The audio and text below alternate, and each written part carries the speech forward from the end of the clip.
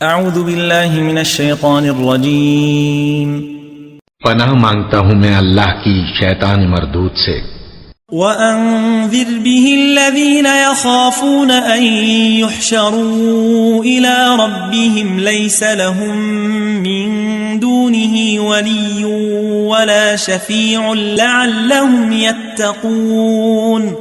اور جو لوگ خوف رکھتے ہیں کہ اپنے پروردگار کے روبرو حاضر کیے جائیں گے اور جانتے ہیں کہ اس کے سوا نہ تو ان کا کوئی دوست ہوگا اور نہ سفارش کرنے والا، ان کو اس قرآن کے ذریعے سے نصیحت کرو تاکہ پرہیزگار بنے۔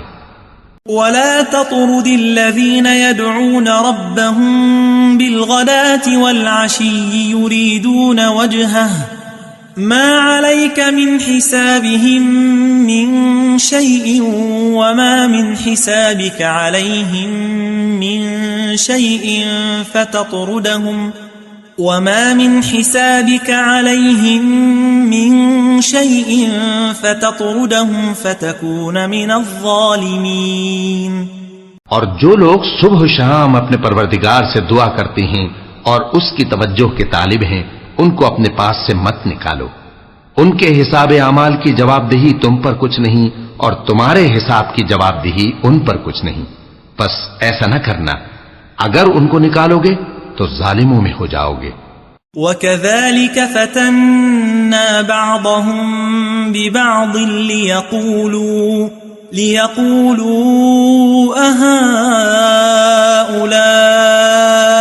مَنَّ اللَّهُ عَلَيْهِمْ مِنْ بَيْنِنَا أَلَيْسَ اللَّهُ بِأَعْلَمَ بِالشَّاكِرِينَ۔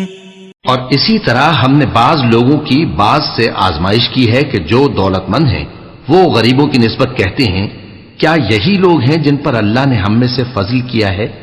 کیا اللہ شکر کرنے والوں سے واقف نہیں؟ وَإِذَا جَاءَكَ الَّذِينَ يُؤْمِنُونَ بِآيَاتِنَا فَقُلْ سَلَامٌ عَلَيْكُمْ كَتَبَ رَبُّكُمْ عَلَى نَفْسِهِ الرَّحْمَةَ أَنَّهُ مَنْ عَمِلَ مِنْكُمْ سُوءًا بِجَهَالَةٍ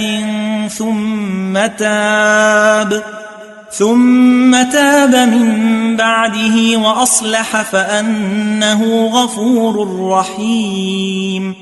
اور جب تمہارے پاس ایسے لوگ آیا کریں جو ہماری آیتوں پر ایمان لاتے ہیں تو ان سے کہو سلام علیکم، تمہارے رب نے اپنی ذات پاک پر رحمت کو لازم کر لیا ہے کہ جو کوئی تم میں سے نادانی سے کوئی بری حرکت کر بیٹھے پھر اس کے بعد توبہ کر لے اور نیکوکار ہو جائے تو وہ بخشنے والا ہے، مہربان ہے۔